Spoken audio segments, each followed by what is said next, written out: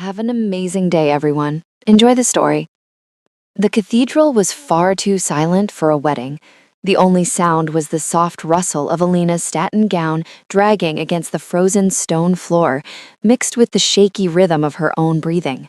The air smelled of winter roses and old incense, a scent that should have been calming, but instead it felt like a cage closing in.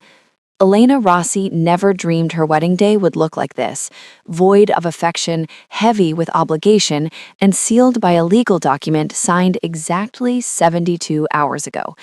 At 25, she was walking toward a man she was practically a stranger to, Julian Thorne. The name alone carried weight in New York. It sounded sharp, expensive, and dangerous. She had sat across from him only twice before today, brief, icy meetings in glass-walled boardrooms where the lawyers did all the talking. But there was one thing that kept Elena from turning around and running, one specific detail that made this nightmare bearable: the rumor, the whisper that Julian Thorne was incapable. Her cousin had murmured it to her over a frantic lunch the week the deal was struck. "They say the accident years ago left him damaged," she'd said, "physically broken. He can't perform." Elena had felt a wave of relief wash over her then. Broken. That meant he wouldn't touch her. He wouldn't expect intimacy. This would be nothing more than a merger, a cold, sterile arrangement where she played the trophy wife in public but remained completely safe and alone in private. "He won't want me," she repeated in her mind, locking her eyes on the altar. "This is just a transaction. I'm safe." Safe. What a bizarre word to use on your wedding day. But her father's legacy was crumbling. The Rossi estate was drowning in debt and humiliated by public scandals. Julian had offered a lifeline, a check large enough to erase the mistakes of a decade.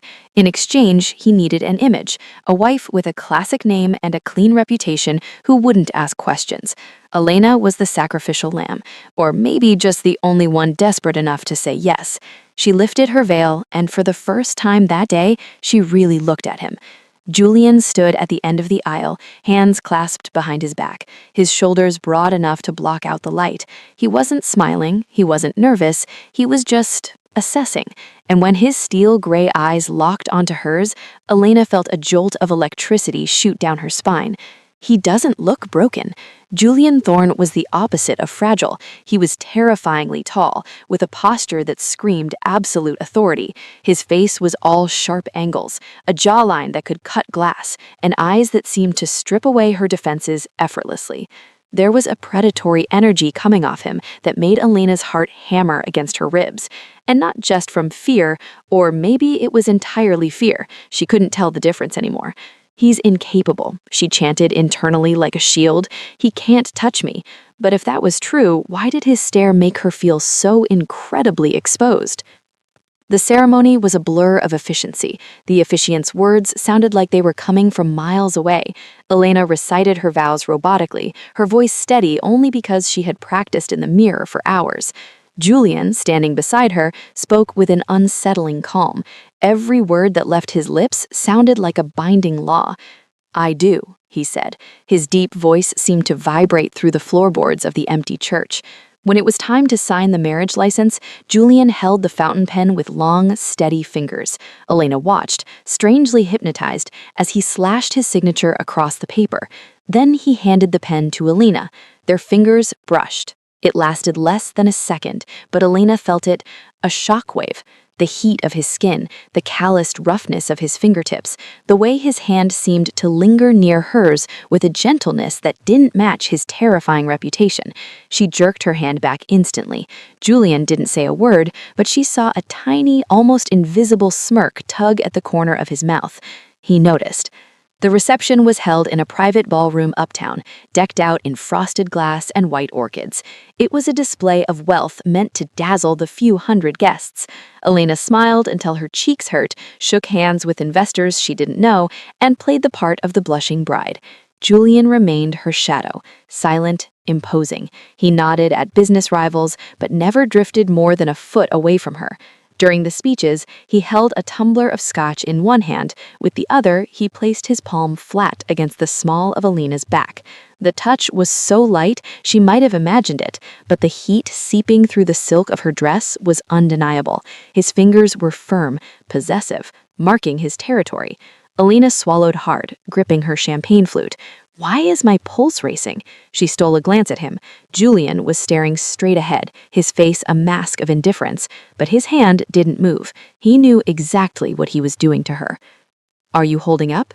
His voice was a low rumble right against her ear. His warm breath ghosted over her neck, and Elena suppressed a shiver. I'm fine, she answered, too quickly. Are you sure? Julian tilted his head, his gray eyes sliding over to trap hers. Just tired, she lied. He didn't call her out. He just held her gaze with that disturbing intensity, looking at her as if he were reading fine print on a contract. Elena looked away, heart stumbling. He's powerful. He's handsome. Why does this feel so dangerous? The night dissolved into a haze of flashes and fake laughter. When the car finally pulled up to whisk them away, Julian guided her into the back seat, his hand still burning a brand into her lower back. Inside the limousine, the silence was heavy. Elena stared out at the blur of New York City lights. Julian sat motionless, legs sprawled slightly, taking up the space with an arrogant ease. You looked stunning today, he said suddenly. Elena turned, startled. Julian wasn't looking at her. He was watching the city pass by, but his tone, unhurried, factual, made her stomach flip. Thank you, she whispered. He finally turned to her, that ghost of a smirk returning. No need for thanks, just stating a fact. Elena's heart slammed against her ribs. He won't touch me, she reminded herself desperately. The rumors, the injury, it's just business. But then Julian shifted his weight, leaning just an inch closer in the dark cab, and Elena realized something terrifying. She wasn't sure if she wanted the rumors to be true anymore. The penthouse suite was obscene. Italian marble floors, panoramic views of the skyline, and a massive bed draped in sheets that looked like they cost more than her education. The room smelled of expensive cologne and power, just like Julian. Elena walked in first, clutching her purse like a shield. Red roses were everywhere. A bottle of vintage champagne sat chilling in a silver bucket. It was the perfect setup for a passionate wedding night, except this wasn't real. He won't touch me, she repeated desperately. Julian entered behind her, locking the heavy door. The click echoed like a gunshot. He shrugged off his tuxedo jacket with slow, fluid movements, draping it over a chair. Then he started on his cuffs, rolling the white sleeves up to his elbows. Elena couldn't look away. His forearms were thick with muscle, mapped with veins that hinted at serious strength. His hands, the ones that had burned her back all night, were large and capable. For a man who was supposed to be broken, he looks... She cut the thought off. Drink? Julian asked, shattering the silence. No, thank you, her voice squeaked. He raised an eyebrow but didn't push. He poured himself a glass, taking a slow sip while watching her over the rim. He didn't blink. He just analyzed. You're shaking, he stated. Not a question. I'm not. You're lying. Elena felt the heat rush to her cheeks. She crossed her arms, trying to look defensive. It's been a long day. Julian set his glass down and took 2 steps toward her. It was just enough to invade her personal space, letting his scent, amber and winter air, envelop her. Elena, he said. The way he said her name, dragging out the vowels, felt incredibly intimate. I'm not going to touch you tonight. She looked up, eyes wide. You don't need to look at me like I'm a monster, he continued, his voice dropping an octave. I know this marriage wasn't your dream. It wasn't exactly mine either. I don't force things. Elena should have exhaled. This was the confirmation she needed. The rumor was true, or at least the result was the same. She was safe. So why did she feel a sharp twist of disappointment in her gut? Thank you, she managed to whisper. Julian tilted his head, studying her face. But, and the word hung in the air like a threat, that doesn't mean I don't want to. Elena's breath hitched. What? He gave her that half smile again, small, controlled, devastating. Good night, Elena, was all he said. He turned and walked into the bathroom, shutting the door. Elena stood frozen in the middle of the luxury suite, her heart beating so loud it deafened her. That doesn't mean I don't want to. What kind of game was he playing? She changed quickly, pulling on the silk pajama set the hotel had laid out. It was thin, sliding over her skin like water. She caught her reflection in the mirror. She looked ghostly pale. She grabbed a robe from the closet and tied it tight, double knotting the belt. When the bathroom door opened, Elena was sitting on the edge of the bed, staring at her hands. Julian walked out. He was wearing nothing but low-slung black pajama pants. Elena choked on air. Dear God, he wasn't broken. He was carved from granite. Broad chest, defined abs, the kind of muscular definition that took years of discipline. A dark trail of hair vanished beneath the waistband of his pants. Elena forced her eyes away, but the image was burned into her brain. She saw me looking. Problem? Julian asked, with his voice thick with amusement. No, she squeaked, face flaming. He walked to the bed with a predator's grace, pulling back the duvet on the far side. He lay down, propping one arm behind his head, watching her. Sleeping in the robe? He asked. I'm cold, she lied. You're not. Elena ignored him, lying down on the absolute edge of the mattress, practically hovering over the floor to keep away from him. The silence was suffocating. She could hear his steady breathing. She could feel the heat radiating off him like a furnace. Elena. Yes? She didn't turn. Relax. I told you I wouldn't do anything. I am relaxed. Then why are you gripping that pillow like it's a life raft? She realized her knuckles were white. She slowly loosened her grip. Good night, Julian. Good night, wife. The possessive way he said that last word made Elena's stomach do a flip. She squeezed her eyes shut. He's incapable. He's cold. You are safe. But as sleep finally dragged her under, the last thing she saw was the way Julian had looked at her when he walked out of that bathroom, like she was the only water in a desert. And the scariest part, she wasn't sure she wanted to be thirsty anymore.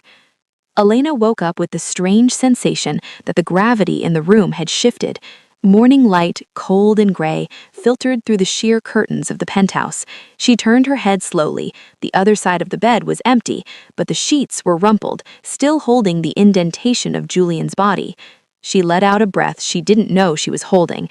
Part of her was relieved, but a smaller, traitorous part felt a sharp twist of disappointment. Get a grip, Elena, she scolded herself. You want him gone. Remember the plan. The sound of running water echoed from the bathroom. Elena used the moment to slip out of bed and walk to the floor-to-ceiling window. New York City was waking up below her, a grid of steel and steam. It looked so normal, as if she hadn't just spent her wedding night sleeping on the edge of a mattress next to a stranger who was now her legal husband. The bathroom door clicked open. Elena spun around instinctively. The air left her lungs. Julian stood in the doorway. Just like yesterday, a towel was slung low around his hips. Water droplets clung to his bare chest, glistening against his skin. His dark hair was damp, falling messily over his forehead. If he hadn't been looking at her with that terrifying, calculated intensity, he might have looked almost human. Good morning, he said. His voice was rough with sleep, a low rumble that vibrated in her chest. Good morning, Elena managed, forcing her eyes to the window. He walked past her to a suitcase, unbothered by his state of undress. Sleep well? Yes, she lied. In reality, she had spent hours staring at the ceiling, hyper-aware of his deep breathing, the heat radiating from him, the way he had murmured something in the dark and shifted toward her. Good, Julian replied. She could practically hear the smirk in his voice. He knows I'm lying. The honeymoon was a week at the Thorns' private winter estate in Aspen, secluded, snowed in, miles away from prying eyes and family drama. But the reality was nothing like the cold isolation Elena expected. Julian was attentive, absurdly attentive.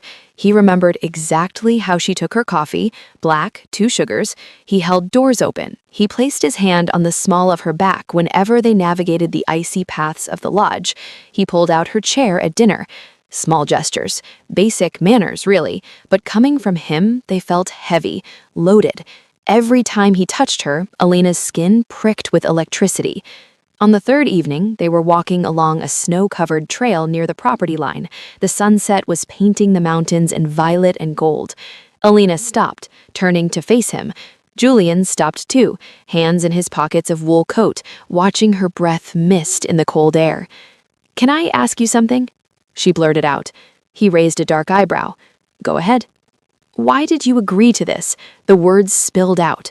"You don't need my family's connections. You certainly don't need the money. You could have anyone. Why this?" Julian took a step closer. The crunch of snow under his boots sounded like a gunshot in the quiet woods. "You think I need a logical reason for everything?" he asked softly. "You're a businessman, Julian. You don't do anything without a return on investment." He tilted his head. "Maybe I was just tired of coming home to an empty house." It sounded dangerously honest. Alina felt her chest tighten. "So any desperate socialite would do?" she challenged. Julian stepped into her personal space. Now she had to look up to meet his eyes. "I didn't just want a warm body," he said. "I would have chosen someone who didn't glare at me over her morning coffee, someone who wouldn't stay awake all night trying to figure out if I'm a villain." Elena swallowed hard. "And are you a villain?" Julian raised a gloved hand slowly. He brushed a snowflake from her hair, his knuckles grazing her cheek. The touch was gentle, terrifyingly gentle. "It depends," he murmured, his eyes locking onto hers. "On what you consider dangerous." Elena felt every nerve ending in her body light up. "Julian, tell me," he ordered softly. I don't know what to make of you." His mouth curved into that devastating half-smile. "Good, then we're even." He dropped his hand and walked past her back toward the lodge, leaving Elena standing in the snow, heart racing, wondering why she suddenly felt colder now that he wasn't standing next to her. That night, after a long, hot shower to wash away the confusion, Elena walked back into the bedroom wrapped in a towel. Lying on the bed was a box. Inside wasn't the flannel pajama set she had packed. It was a silk slip, white, lace, barely there, a gift from Julian. She should have ignored it. She should have put on her sweatpants. But something, curiosity, defiance, made her slip the silk over her head. It clung to her curves like a second skin.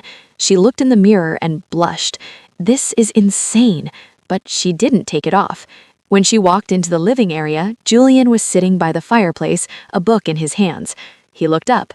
The book slowly lowered to his lap. He didn't move, but Elena saw his jaw clench, saw his knuckles turn white as he gripped the leather armrest. She saw his eyes darken, dragging over her body from the lace hem to her exposed shoulders. Elena started, but her voice died. Julian stood up slowly, like a predator unfolding. He didn't say a word, he just looked, and Elena realized something that terrified her. She wanted him to break his rule. She wanted him to cross the rug and touch her the way his eyes were touching her right now. But Julian took a sharp breath, looked at the fire, and spoke, his voice tight. "Good night, Elena." He walked past her into the bedroom, turning his back to her. Elena was left by the fire, feeling something worse than fear. She felt rejected. The next morning, the air between them was brittle. Elena dressed quickly in a sweater dress and boots, angry at herself for the night before. "Idiot," she thought. "He promised he wouldn't touch you. Why are you mad that he kept his word?" They walked down the lodge's main hallway toward the dining room. A cleaning cart had left a wet streak on the polished stone. Elena didn't see it. Her boot heel slipped. She pitched backwards. Before she could hit the stone, an arm banded around her waist like an iron bar. He yanked her against his chest with a force that knocked the wind out of her. "Careful," he growled against her ear. Elena was plastered against him. She could feel the solid wall of his chest, the heat of him burning through her clothes. His hand was splayed wide over her ribs, fingers digging in possessively. Thanks," she stammered. "You okay?" He didn't let go. She nodded, unable to speak. His grip tightened for a fraction of a second, a squeeze that felt involuntary, before he slowly set her straight.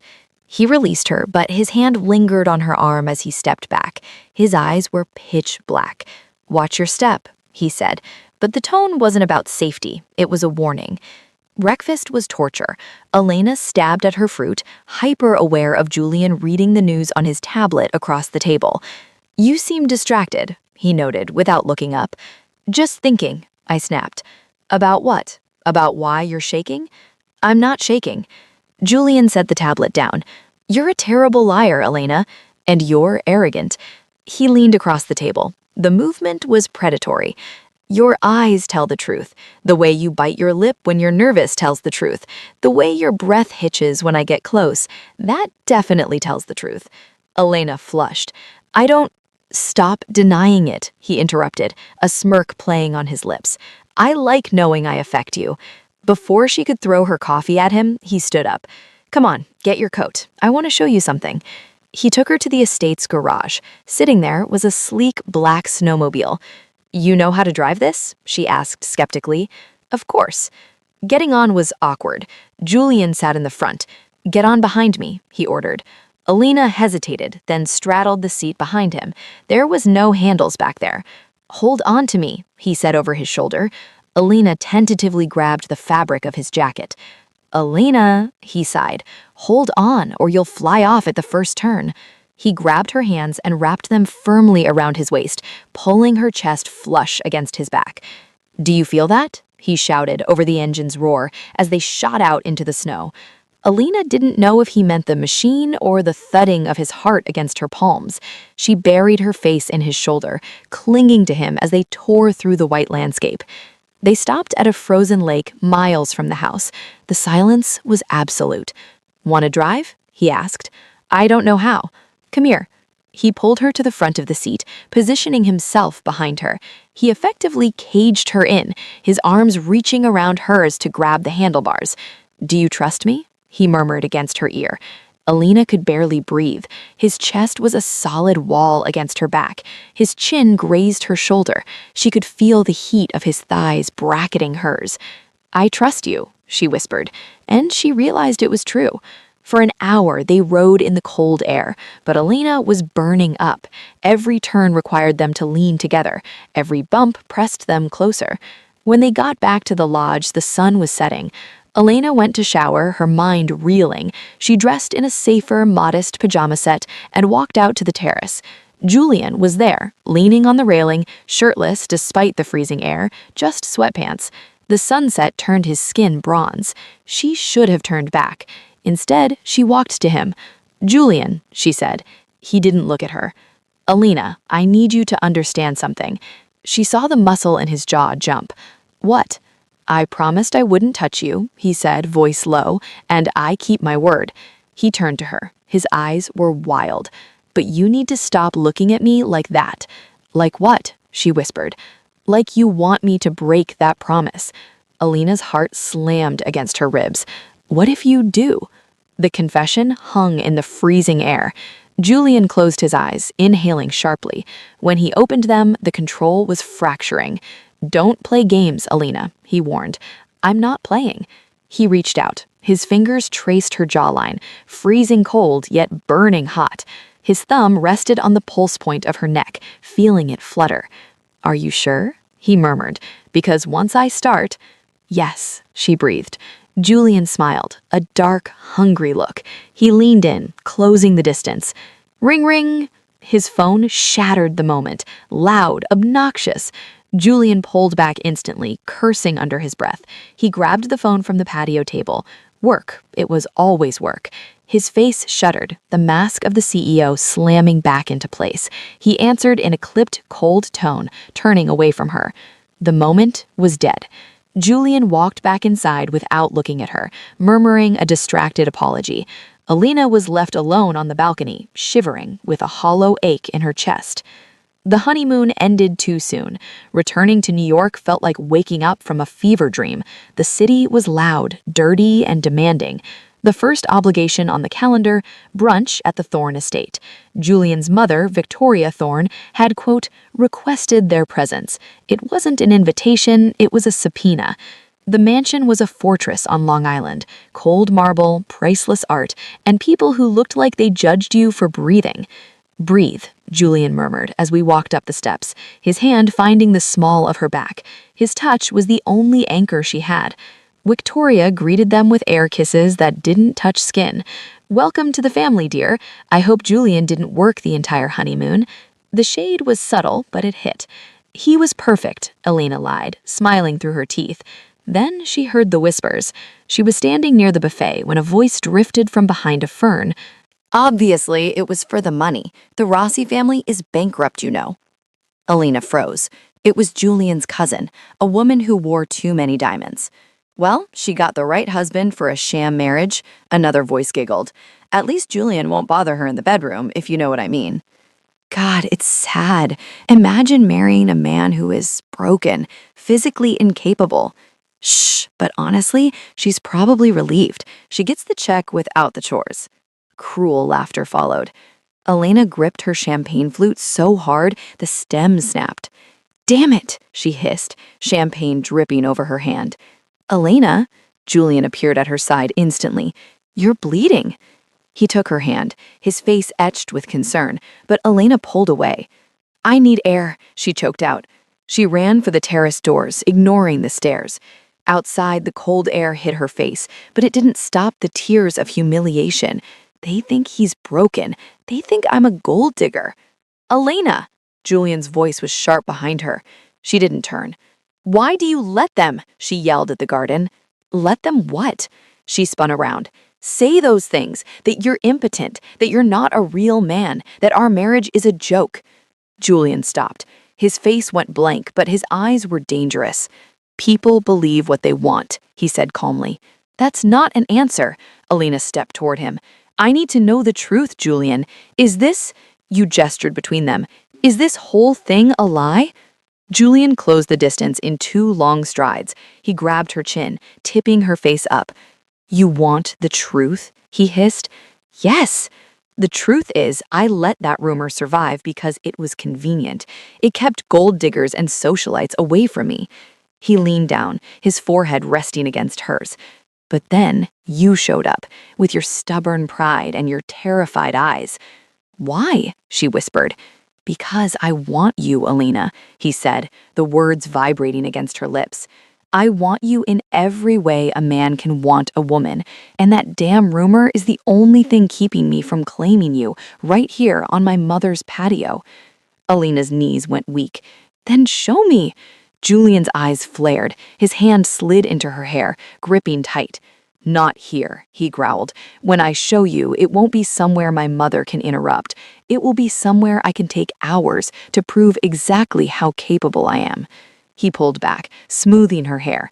"Now, let's go back inside and smile, because tonight we rewrite the rules." The days following the garden confrontation were strange.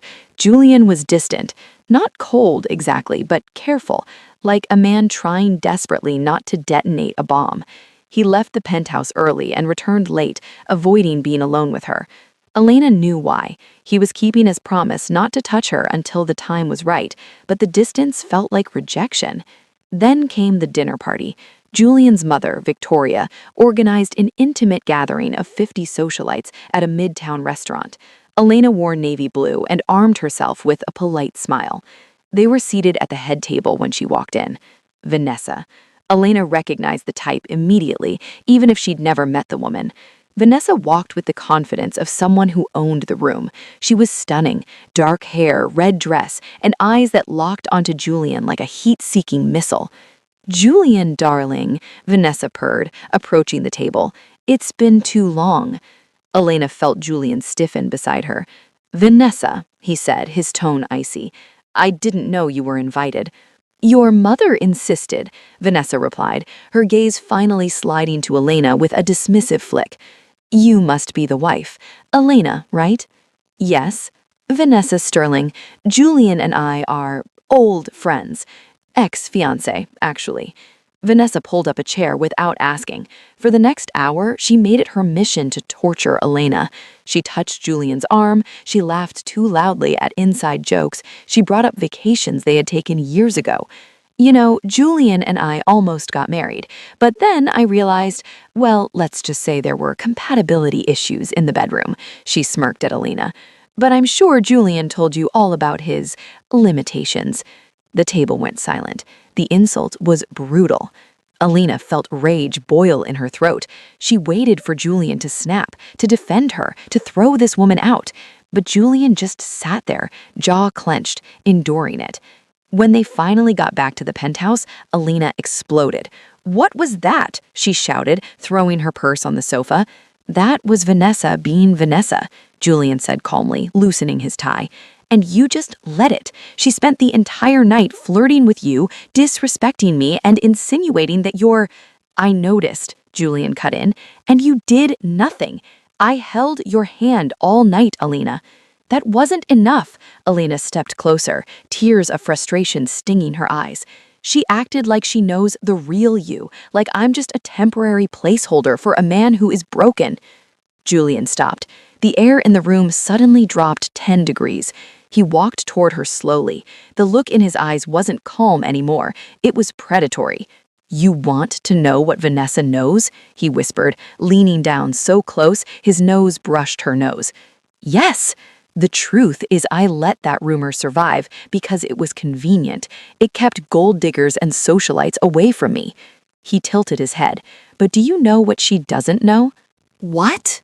Alina breathed. "She has never seen me lose control," Julian growled. "She has never driven me insane the way you do." Alina's heart hammered against her ribs. "You're jealous," Julian observed, a dark satisfaction curling his lip. "I saw you gripping your glass tonight. You hated her touching me." "So what?" Alina challenged. "I like it," he murmured, "because it means this isn't just a business deal to you anymore." He pressed his body against hers, hard. There was no mistaking the reality of the situation now. The rumors were a lie, a complete, total lie. "Say it," Julian ordered. "Say what you want." "I want—" Alina took a shaky breath. "I want you to stop keeping your distance. I want you to show me that the rumors are wrong." Julian didn't wait. He kissed her. It wasn't gentle. It was a collision, a release of weeks of pent-up tension and frustration. His hands were everywhere, in her hair, on her waist, claiming her with a possessiveness that made her knees weak. "This," Julian growled against her lips, "is just the beginning." That night, Julian Thorne shattered every rumor, every doubt, and every defense Alina had left.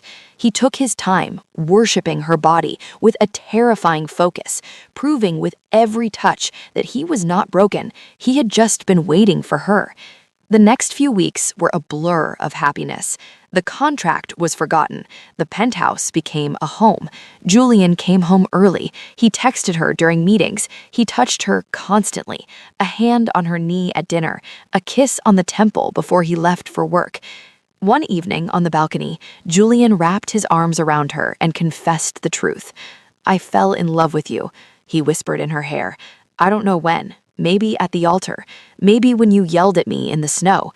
But I love you, Alina. This isn't a deal for me anymore. It's my life." "I love you too," Alina cried. "I love you so much." They were happy. They were safe. Until the doorbell rang. It was a Friday morning. Julian was at the office. Alina opened the door to find Vanessa standing there, holding a manila envelope. "Vanessa," Alina said, trying to keep her voice steady. "Julian isn't here." "I know," Vanessa smiled, stepping inside uninvited. "I came to see you." She looked around the penthouse. "He redecorated." "Shame. I liked the black leather." "What do you want?" "To save you some time," Vanessa handed her the envelope. "Open it." Inside were photos, high-resolution photos of Julian and Vanessa at a coffee shop, in a car, one where Vanessa's hand was on Julian's face. The dates stamped in the corner were from 3 weeks ago, after the wedding, before their reconciliation. "We never really broke up," Vanessa lied smoothly. "We just took a break so he could secure the merger with your family. He told me he loved you to keep you happy until the contracts were finalized. He calls me every time he leaves the house." "You're lying," Alina whispered. "Am I? He met me 2 times last week. Ask him." Vanessa smirked. "He's a businessman, darling. You were a transaction. I'm the love of his life." Vanessa left, leaving a shattered Alina on the floor with the photos. When Julian came home that night, he found Elena on the terrace, staring at the skyline, the photos scattered on the table. "Elena," he walked toward her. "What's wrong?" She didn't turn. Vanessa was here. Julian froze. What did she say? "I told you he was trying to break up with her." "She says you've been seeing her." Elena held up a photo. 3 weeks ago, Julian, while you were sleeping in the guest room, you were meeting her?" "Elena, it's not what you think." "Then what is it? Because it looks like you're keeping your options open." "I met her to tell her it was over," Julian shouted, frustration pouring off him. "I met her to tell her to stay away from us." "And you didn't think to tell me?" "I didn't want to worry you." "She says you're going to divorce me once the money clears," Elena sobbed. "She says I'm temporary." "Do you believe her?" Julian asked, his voice cracking. "I don't know what to believe. 3 months ago, you were a stranger."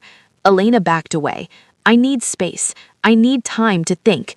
She saw the light die in Julian's eyes. He looked devastated, but he nodded. "Okay," he whispered. "I'll sleep in the guest room. But Elena, nothing she said is true. You are the only real thing in my life."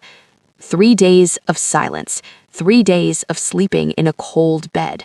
On the third morning, Elena woke up and looked at the city, and suddenly the fog lifted. She thought about Julian, not the businessman, but the man who made her coffee, the man who held her hand when she had nightmares, the man who had looked at her with pure reverence every single day. Vanessa showed her photos of meetings, but Julian gave her his life. "I'm an idiot," she realized. "I let a jealous ex win." She ran out of the bedroom, desperate to fix it. The penthouse was quiet, too quiet. "Julian?" She checked the kitchen, empty. She checked the office, empty. Then she heard a sound from the balcony. She walked to the glass doors. Julian was leaning against the railing, head bowed, shoulders shaking. He was gripping the metal bars so hard his knuckles were white. He was crying. The mighty Julian Thorne, the ice-cold CEO, was weeping silently over the city. "Julian," Elena whispered. He spun around, frantically wiping his face. His eyes were red, raw with exhaustion. "I didn't know you were awake," he rasped. "I'm fine." "You're not fine." Elena stepped onto the balcony. "And it's my fault." "It's not," he argued. "I should have told you about the meetings. I gave you a reason to doubt." "No." Elena grabbed his face in her hands. "I spent 3 days torturing myself, but this morning I realized something. I didn't marry you for safety. I fell in love with you." Julian looked at her like she was a mirage. "What?" "I love you, Julian. I trust you. I'm sorry I let her get in my head." "I don't deserve you," he choked out. "Probably not," she smiled through her tears, "but you're stuck with me." Julian pulled her into a crushing kiss. It tasted of salt and relief. "I never loved her," he swore against her lips. "You are my home. You are my safe harbor." He pulled back, looking fierce. "I've already filed a restraining order against Vanessa. She is banned from the building, banned from the company. My mother knows that if she ever invites her again, I will cut ties." "Julian, you don't have to." "I do," Elena interrupted. "You are my priority, always." He picked her up effortlessly, carrying her back inside. "Where are we going?" Elena laughed. "To our bed," Julian said firmly, "and I'm going to spend the rest of the day and the rest of my life proving that you are the only one." And he did. The contract was just paper, the rumors were just noise, but the love between the failing heiress and the broken billionaire, that was the truest thing in New York City.